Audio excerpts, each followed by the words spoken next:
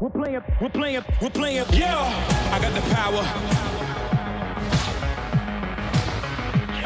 I got the power, I got unlimited power. Yeah. I got the power, I got unlimited power. I got the power, I got unlimited power. It's running the game, we are not playing the same. I was just going insane. From red to blue, from blue to red, the decker from red, from overhead. We're playing.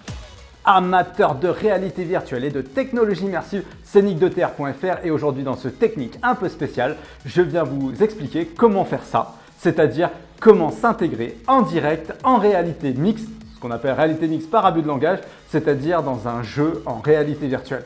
Allez, c'est pas bien compliqué et c'est plutôt cool et je vous explique ça tout de suite.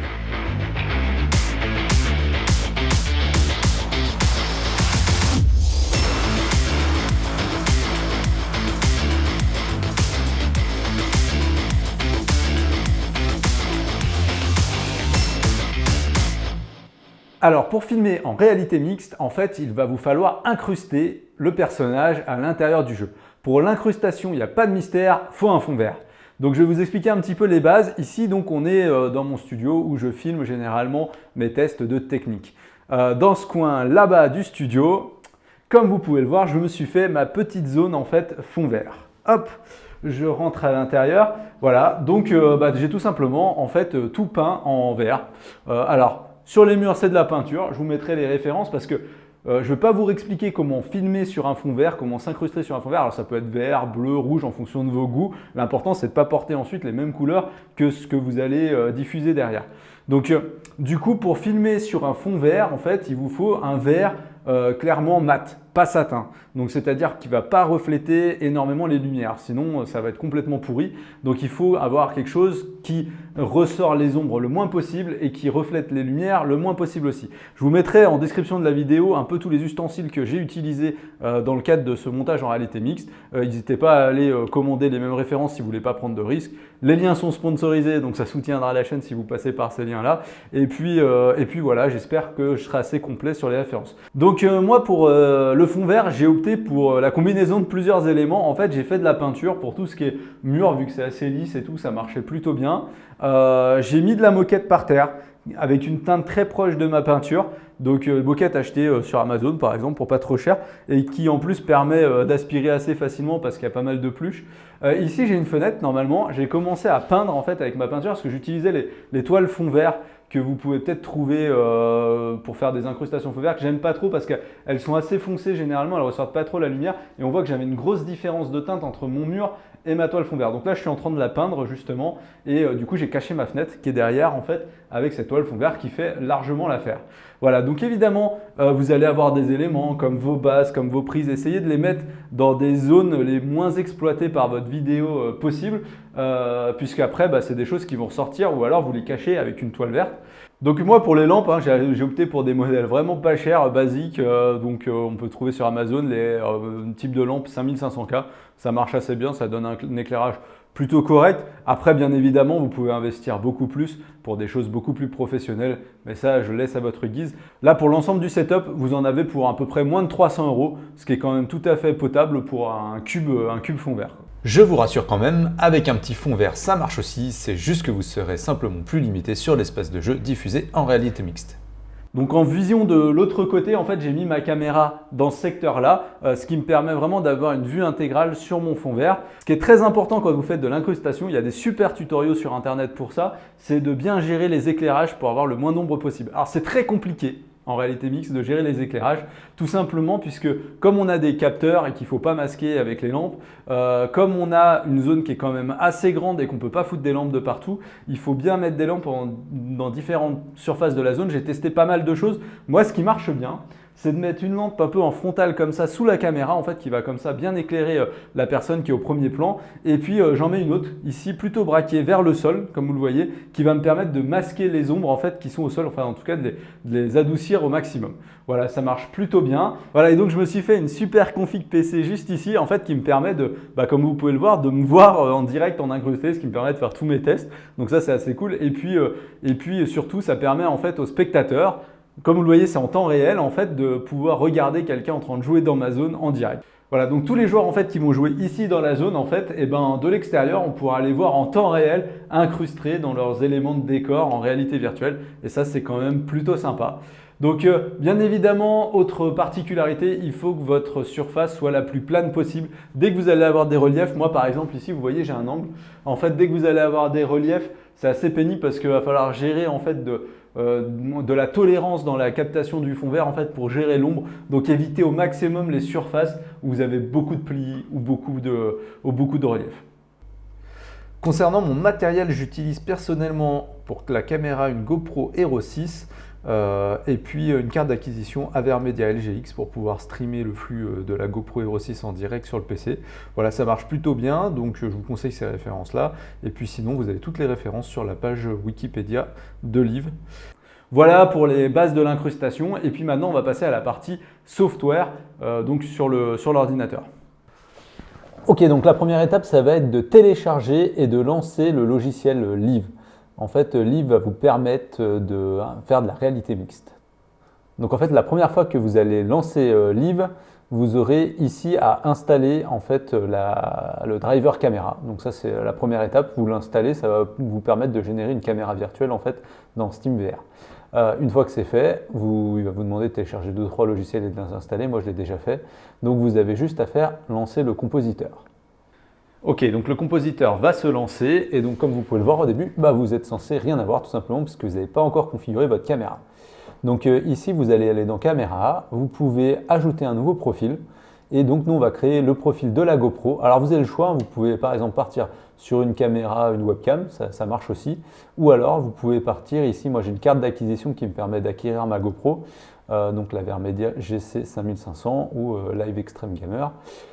Et donc vous pouvez sélectionner, alors moi j'ai mis cette fréquence là pour sélectionner donc la fréquence qui correspond à votre restitution de la caméra, de ma GoPro en stream direct. Et voilà, et donc dès que vous l'avez sélectionné, en fait vous voyez ici que la caméra apparaît. Voilà, je suis juste là. Donc hop, je le renomme en GoPro, mon profil, et la première étape va être de calibrer en fait la caméra. Alors petit point important, dans les réglages de votre caméra vidéo, pensez bien à régler en fait le bon standard associé à la fréquence d'image. Parce que déjà qu'on a souvent un petit décalage, moi ma GoPro par exemple, elle diffuse à 50 images par seconde. Ici je suis à 60, donc ça crée des petits écarts qui provoquent à la fois du lag en jeu et puis des petits déphasages, des fois des petits lags dans la détection des mouvements. Donc voilà, essayez de coller au maximum entre le format de sortie de votre vidéo et puis le format d'entrée de la carte vidéo. Hop, je passe à l'intérieur du casque puisque la calibration va se faire dans le casque pour tout ce qui est caméra statique. Donc ça, j'ai oublié de vous dire d'ailleurs. En fait, juste ici, vous pouvez sélectionner en fait caméra statique ou caméra virtuelle et caméra mouvante en fait sur tracker. Vous pouvez laisser statique quand vous êtes dans mon cas là ici, j'ai pas envie que la caméra puisse se déplacer selon un tracker, on le fera après. Et donc ici vous pouvez sélectionner la classe associée, donc là vous pouvez mettre un tracker ou un contrôleur. Je vous conseille pour les jeux de mettre plutôt un troisième contrôleur. En fait ça vous permet ici dans Steam de créer un contrôleur virtuel. Si vous mettez le tracker, vous risquez d'avoir des jeux dans lesquels ça pose problème, donc quand vous êtes en caméra statique, je vous conseille de mettre plutôt contrôleur. Très bien. Donc là, j'arrive dans l'étape de calibration. Comme vous pouvez le voir, les contrôleurs ne suivent pas du tout mes contrôleurs. Donc ça, c'est embêtant. C'est tout simplement que la caméra virtuelle n'est pas du tout positionnée dans la scène virtuelle où elle est censée être. Donc pour faire ça, en fait, on va faire Calibrate Camera. Ici, voilà, vous avez un menu en réalité virtuelle. Normalement, vous le voyez sur l'écran. Il vous dit d'appuyer sur la gâchette pour continuer. Voilà. Et donc là, une grosse croix rouge apparaît. Et en fait, c'est la position des contrôleurs par rapport à cette croix rouge qui va permettre de calibrer les contrôleurs. Donc la première étape, c'est comme le petit schéma l'indique, oula, je ne vais pas trop vite, sinon je vais défoncer ma caméra. Donc comme le petit schéma l'indique, d'aller mettre la croix rouge au milieu alors comme point de repère, voilà, je le mets bien au milieu et j'entoure complètement la croix rouge du trou. Vous allez voir que c'est important pour la suite de garder toujours la même méthode de calibration. C'est pas forcément évident quand on tremble, voilà. Et donc là, j'ai calibré le premier point qui me permet, voilà, comme vous le voyez ici, en fait, de dégager déjà une certaine distance par rapport à la position de la caméra et de positionner la caméra qui est juste là. Hop. Donc, ensuite, je me mets là, je fais exactement la même calibration par rapport à mon contrôleur. Donc je vais entourer une nouvelle fois complètement la croix rouge et surtout mettre le point rouge de la croix au milieu du cercle du trou de mon contrôleur et je vais en faire autant sur le dernier point qui, à base de petits calculs trigonométriques, vont permettre de positionner à la fois la position de la caméra, ce qu'on a fait juste avant, mais aussi sa rotation. Voilà. Bon, après, vous pouvez bien évidemment affiner. Alors par contre, vous voyez qu'il y a une certaine latence entre la position de mon contrôleur et celle de la restitution de la caméra. Et pour ça, il y a un petit onglet qui s'appelle latence ici qui va vous permettre de régler la latence. Moi, je sais pour avoir testé pas mal ma caméra que je suis à peu près autour de 80 millisecondes sur celle-là. Et voilà, ça suit beaucoup mieux. Bon, c'est pas parfait, mais à 2-3 cm près, on est plutôt bon sur l'ensemble de la scène. Donc, je vais considérer, moi, que c'est OK. Je sauvegarde bien évidemment la position des contrôleurs. On me voit, donc là, je suis intégré en réalité virtuelle. Il nous reste une petite amélioration de ce qu'on appelle l'incrustation à faire. Donc pour ça, on va aller dans le menu Keying. On va aller sélectionner la couleur. Donc vous restez cliqué sur la pipette. Et pendant que vous cliquez sur la pipette, vous pouvez aller sélectionner ce qui est majoritairement le vert de votre scène. On va dire que c'est ça.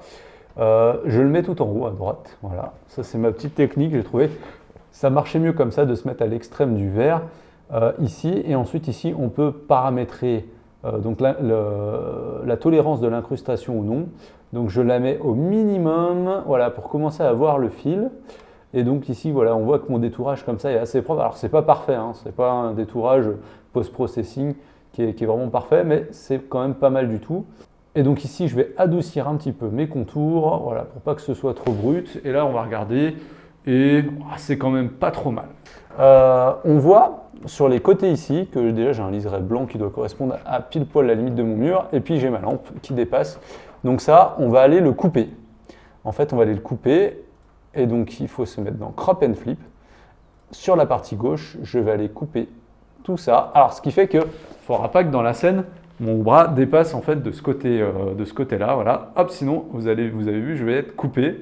Mais c'est pas gênant parce que j'ai vraiment beaucoup de marge. Vous voyez, ma scène est quand même assez grande. Voilà, je peux quand même me promener pas mal sans avoir à être découpé. C'est largement suffisant pour mes enregistrements en réalité mixte. Hop, je sauvegarde tout ça. Et puis on va laisser la magie opérer. Donc, puisque ensuite, il suffit d'aller lancer son jeu. Alors, vous pouvez soit le lancer directement via les menus de Steam, soit en fait, vous vous positionnez ici sur Beat Saber, par exemple, que je vais lancer, et vous faites synchroniser et lancer. Côté jeu, tous les jeux ne sont bien sûr pas compatibles avec Live. En fait, il n'y en a qu'une petite série qui le sont. Alors, il y a quelques grands titres. Tout est listé sur le Discord en fait, de Live.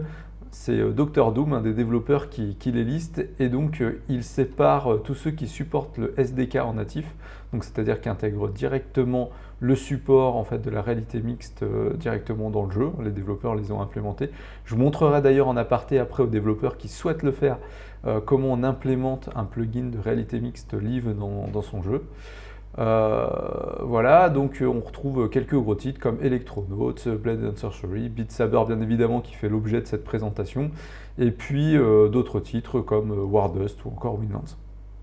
Voilà, comme vous pouvez le voir, la magie opère, je suis intégré en réalité virtuelle. Donc ça marche plutôt bien. Alors ce qui est très sympa, et ça j'espère que vous le verrez dans le casque, est-ce que vous le voyez? Ouais, vous le voyez.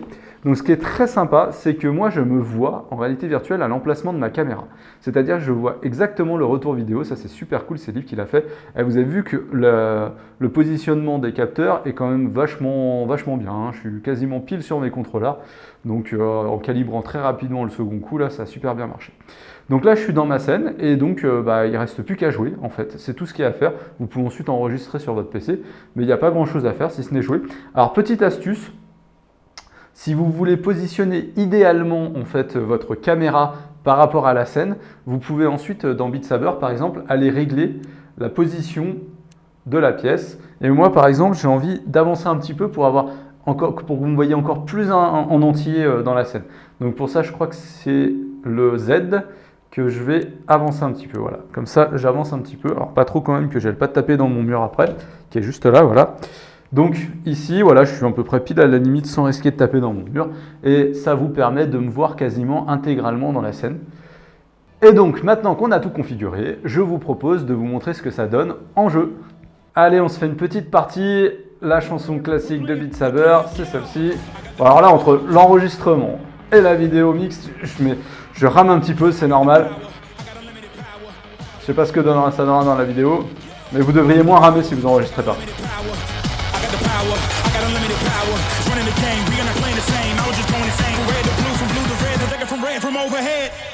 Voilà, alors ce qui est sympa, c'est qu'on a toutes les occlusions qui marchent. Voilà, si je place le sabre derrière, comme ça, bon, du coup j'en ai loupé une, vous voyez qu'en fait ça fonctionne, c'est-à-dire que les sabres passent derrière. Voilà, là par exemple le mur passe à côté de moi. Voilà, si je place les sabres derrière comme ça, que je me mets comme ça, vous voyez ça passe devant moi et ça c'est plutôt cool. Alors, on peut s'amuser à faire 2-3 effets sympas. Et voilà pour tout ce qui est caméra fixe. Vous voyez, rien de très compliqué, ça marche très vite, très bien. Tout va dépendre ensuite de la qualité de votre enregistrement vidéo. Moi, c'est pour ça que j'utilise ma GoPro plutôt qu'une webcam.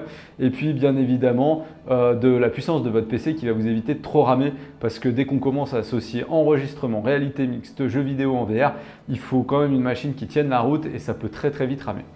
Voilà, c'est à peu près tout pour tout ce qui est positionnement en caméra fixe, vous savez faire. Maintenant, on va pousser le level encore un petit peu plus loin en vous expliquant comment on configure une caméra dynamique en réalité virtuelle. Vous savez, l'idée, c'est de faire des mouvements de caméra autour du joueur pendant qu'il joue. Ok, donc là, on va aller tout de suite associer une autre caméra, donc qui ce coup-ci sera dynamique. C'est-à-dire qu'avec le Vive Tracker que j'ai connecté, je vais aller traquer en permanence la position de ma caméra pendant l'enregistrement. Donc il faut bien que vous ayez associé un Vive Tracker que vous avez connecté à côté de la caméra. Et donc là, on va aller ajouter donc une nouvelle caméra. Donc ici, voilà, je remets la même, même si c'est une nouvelle, c'est juste pour éviter de perdre la configuration de ma caméra quand elle est fixe. Bon, même si quand vous l'avez déplacée, vous êtes bon à refaire une calibration, on va pas se mentir. Donc voilà, donc je resélectionne ça, hop, ici dans la calibration, je la ferai après. Ici dans le keying, hop, je me mets là pour aller récupérer la couleur de mon fond vert, qui est à peu près ici, que je mets au max, c'est parfait, c'est déjà le cas. Et donc ici, on va aller régler le détourage pour qu'il soit le plus net possible et en rajoutant un petit peu d'adoucissant. Bon, c'est pas parfait, mais ça sent pas trop mal ici. Ici, je vais l'appeler GoPro Dynamique. Je sauvegarde. Hop. Et donc après, eh bien, il faut bien mettre ici, comme quoi le devise traqué, c'est bien le Tracker 1. Et ici, du coup, on est en configuration en classe Tracker. Voilà, donc là, la caméra va être maintenant détectée dans l'espace. Bien évidemment, il faut la recalibrer. Donc, je retourne dans les paramètres ici.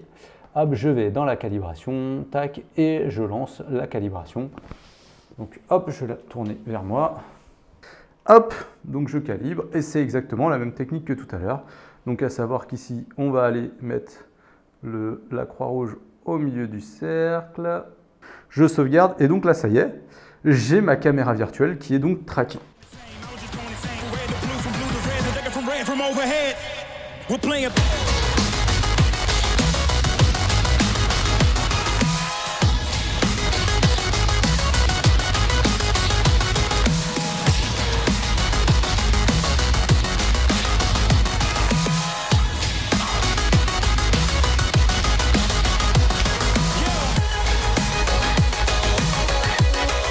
Et voilà, je ne vais pas vous faire toute la chanson, mais voilà ce que ça donne avec une caméra dynamique.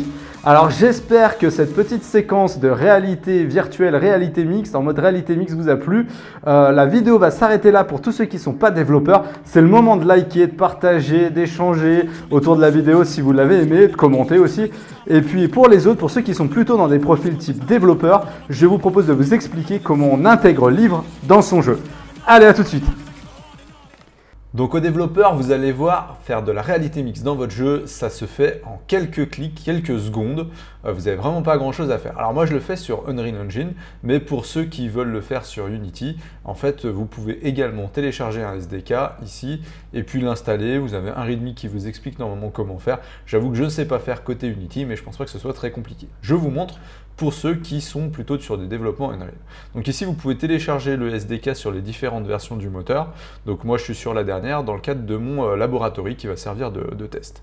Voilà, donc vous cliquez ici et vous allez télécharger un petit package qui va ressembler à ça, dans lequel en fait vous allez avoir le README où C'est très simple, vous voyez, vous avez que ces 6 étapes à faire pour pouvoir faire de la réalité mixte dans votre jeu. Donc la première étape, c'est très simple, vous allez créer un répertoire appelé plugin dans votre projet Unreal. Donc là, je suis dans le répertoire de mon projet. Hop, je crée donc le répertoire qui s'appelle plugin, tac, et dans lequel on va tout simplement copier le répertoire live à l'intérieur du répertoire. Hop, là je l'ai mis à la racine, je le mets dans plugin. Voilà, donc là il est dans plugin. Ensuite, vous pouvez lancer votre projet Unreal et aller vérifier dans les options du projet, c'est ici plugin, que vous avez bien le Live SDK qui est arrivé. Donc voilà, donc vous allez avoir du coup ce nouveau plugin qui est juste là. Ce qui vous explique là, donc, c'est que si vous n'avez pas de classe C++ encore dans votre projet, il faudra en importer une, ce qui va permettre de lancer les compilations. Alors justement, à ce propos, il vous faudra installer, si vous ne l'avez pas déjà, un compilateur de code C++ tel que Visual Studio, avec surtout les options Windows 10 SDK activé et UCRT SDK activé, en plus de l'Unreal Engine Installer. Dans les Project Settings, vous faites bien l'étape 6, alors je reviendrai après sur les 4 et 5 pour vous montrer, mais où vous allez activer le support global ici, donc ça se passe, alors vous pouvez faire une recherche, hein, comme ça vous vous embêtez pas, support global, voilà. Donc vous activez bien cette option-là dans le moteur. Une fois que vous avez fait ça, vous allez voir, vous allez donc dans le répertoire. Alors si vous utilisez le template, c'est très simple.